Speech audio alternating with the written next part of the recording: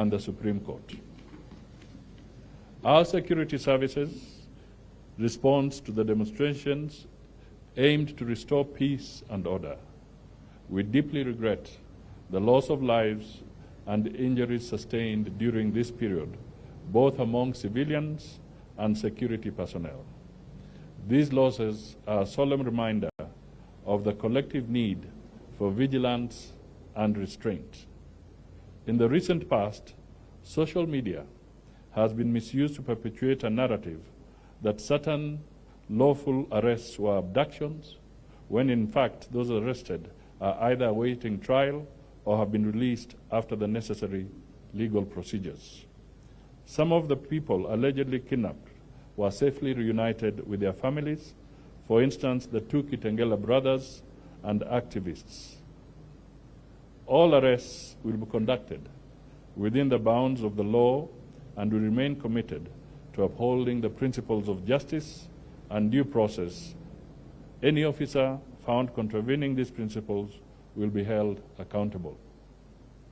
On matters security, there is a decrease in general crime, including offenses such as robbery, break-ins, stock theft, vehicle thefts, dangerous drugs, traffic offenses, and corruption cases.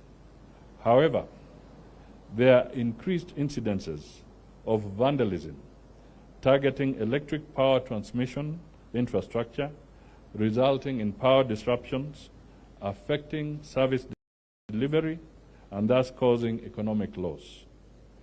A total of 114 cases were reported across the country, and 81 cases are in court, and 33 are under investigation.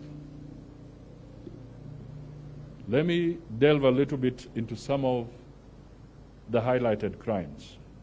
Let me start with cattle rustling. The focus on the North Rift counties involving National Police and the Kenya Defence Forces has seen a 62% decrease in cattle rustling cases in Baringo, Turkana, Samburu, Elgeyo Marakwet, West Pokot, Marsabit, Laikipia, Isiolo, and Meru counties, where certain areas were earlier gazetted as disturbed and dangerous. These successes can be attributed to the coordinated multi-agency operation Maliza Uhalifu in the North Rift. Relatedly, 250 suspects, including 14 political leaders, were arrested and processed during the same period. The multi-agency operation updates as of 17th December 2024 indicate that 240 firearms were surrendered, while 14,598 cows were recovered. Unfortunately, 179 civilians were killed and 4 officers lost their lives. Following the resultant peace in the once volatile area, the government has completed rebuilding 11 primary schools. 5 others are under rehabilitation, while we project to rehabilitate 9 more for use during the first term of next year. Currently, the elephant in the room in the security sector is the worrying trend of emerging cases of femicide, which have brought to fore the underlying and ongoing violations of the rights of women in particular. The country has recorded a total of 7,107 sexual and gender-based cases, gender-based violence cases, from September 2023 to date. Nairobi County recorded the highest number of SGBV cases, while Samburu and Mandera counties had the lowest incidence. there are 100 murders of women from August to November 2024. So far, the Directorate of Criminal Investigations has completed investigations on these, and the majority are pending before court. The Inspector General of Police has formed a specialized missing persons unit domiciled at the DCI Homicide Unit to deal with cases of femicide. In addition, His Excellency the President William Ruto, on Tuesday, 17th of December 2024, that is earlier this week, directed the formation of a presidential working group on femicide. The team, to be gazetted soon, is expected to deliver actionable proposals and address femicide issues within 90 days of its creation, so that there can be a structured approach based on their recommendations. On road accidents, the country has recorded an increase in serious injury due to road traffic accidents, rising by about 11% since 2023.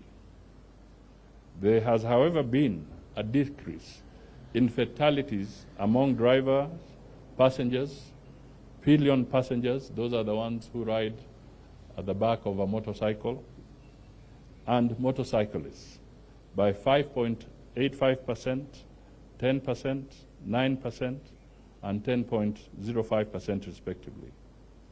The month of December normally records the highest number of fatalities. I therefore urge Kenyans in this festive season, especially public service vehicles, drivers, driving on long-distance trips, to be careful and drive safely. To ensure the safety of our people during the festive season, I give the following directives to our security enforcement officers. 1, increased police presence and patrols along major highways, both day and night, to monitor and enforce compliance with traffic laws. The enhanced patrols will serve to discourage reckless driving and speed violations, and to prevent unlicensed and overloaded PSVs from operating.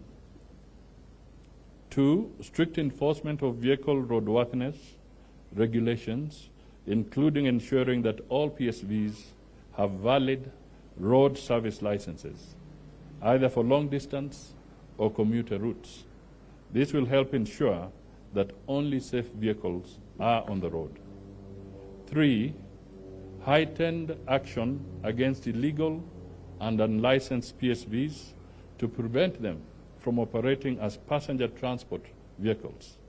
Such vehicles should not be allowed to carry passengers, as they do not meet the required standards for passenger safety as stipulated in the NTCA operations regulations of 2014. We need them to enforce speed limits across all major highways and prevent road crashes relating to speeding. Personal responsibility by law enforcement officers, base commanders and officers serving within their stations should do their uttermost to preserve safety and ensure no incidents occur within their jurisdictions. Every officer must be actively engaged in monitoring, reporting, and addressing any issues of non-compliance to road safety regulations. This is critical to the national road safety goal of reducing road traffic fatalities by 50% before 2028. On terrorism, Kenya has achieved milestones in the fight against terrorism and violent extremism. With the Global Terrorism Index impact score for Kenya decreasing from a high in 2023 to a medium in 2024. Our reports indicated that from January 2024 to November from January 2022 to November 2024, our officers have thwarted 47 terrorist attacks across the country. During the period, several terrorists have been neutralized. The government has also pushed for 11 successful convictions. Noteworthy, our success also came through collaborations with our international agencies and partners to thwart crime through training and equipment support. On disasters, including industrial accidents, oil spills, and chemical and gas leaks are also normally reported in the country, leading to loss of lives and long-term detrimental effects on the environment. The gas explosion in Mradi, Embakasi, where 13 lives were lost and over 300 people injured, was a significant catastrophe. To effectively mitigate the impacts of these disasters, the government continues to enforce and review legislation concerning environmental management and enhance early warning systems to predict and monitor disasters. On corruption, the government has made commendable strides in tackling theft of public resources by establishing a high standard of accountability, integrity, and anti-corruption measures to safeguard our national well-being and development. A total of 49 cases of public interest have been registered in court for the prosecution involving amounts totaling to 6 billion Kenya shillings. And of course, 15 convictions have so far been made. In the international civil aviation arena, or organizations ICAO, the Universal Security Audit Program has indicated that Kenya has achieved a 91.77% rating, placing it second on the continent. This accomplishment showcases the country's commitment to ensuring the highest levels of safety and security at its airports, including Jomo Kenyatta International Airport. The enhanced multi-agency collaborations have also led to the recovery in our airports of 2,540 kilograms of elephant ivory, 14,547 kilograms of bushmeat, and 5.92 kilograms of rhino horns. 5 suspects were arrested and prosecuted this year. In the mining sector, there have been instances of illegal mining activities resulting in loss of revenue to the government through tax evasion, corruption, and fraud. Most artisanal miners in Kenya are found in the following counties: Taita Taveta, Kwale, Migori, Kakamega, Vihiga, Siaya, Marsabit, West Pokot, Samburu, Garissa, Kajiado, Mandera, and Machakos. The government recently established and operationalized the Mining Police Unit to curb illegal mining. On social media and the rise of sensational and misinformation, we request citizens to be vigilant to sensationalist social media posts and seek to verify the authenticity of information posted online. While social media is an invaluable tool for disseminating news, it has unfortunately been used by several individuals to manipulate public perception and pursue political agenda inconsistent with our national interests and against the sanctity of the Constitution. And let me just give a very recent example. Earlier in the week, the Inspector General of Police flew to one of the border areas in northern Kenya, where on the social media there was a buzz that 10 miners had been buried alive in that area. The Inspector General is here. They went there physically with his team, and it turned out the information was false. So, ladies and gentlemen and fellow Kenyans, you can imagine you now remove the attention of the Inspector General from the focused area to a place where people are playing pranks. Suppose now there was a genuine emergency somewhere else. What happens? We need to address these things collectively. To our dedicated security personnel, the often unsung heroes and protectors of our safety, we owe a debt of gratitude. Your unwavering commitment, often at a great personal risk, secures the freedoms and peace we cherish. You are the guardians of our nation's security, and your sacrifices do not go unnoticed. As a nation, we honor your bravery and dedication.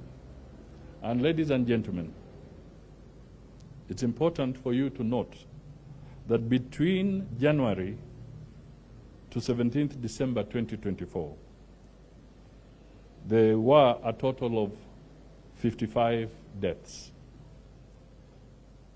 In the last 6 years, we have lost 383 officers in the line of duty. This year, 830 officers have been injured in the line of duty. This is data that is critical because we sometimes forget that the security agencies are human. On the State Department for Immigration and Citizen Services in 2024, there were remarkable strides in enhancing the service delivery and easing and expanding access to government services and fostering inclusivity in public services. We have streamlined operations to improve the service delivery and address delays in passport and document processing. On e-citizens, we have onboarded over 22,000 government services available online, and 375,000 Kenyans visit the e-citizen platform daily. Listen to that, 375,000 daily for different services. Over 13 million users are registered on e-citizen platform. We also closed down 1,130 pay bills and created a single pay bill, the famous 22222, for payment of all government services. This has resulted in the collection of Kenya shillings 900 million daily. We invested in 2 modern printers with a combined capacity of producing 500 passports per hour. This investment, in tandem with the procurement of 1 million passport booklets, the recruitment of 300 immigration officers, and modifications of physical facilities, effectively resulted in the clearance of a backlog of 609,805 passports. So basically, there is no backlog now. The Directorate also opened 2 new offices in Kericho and Bungoma, taking services closer to citizens and effectively easing pressure on existing offices.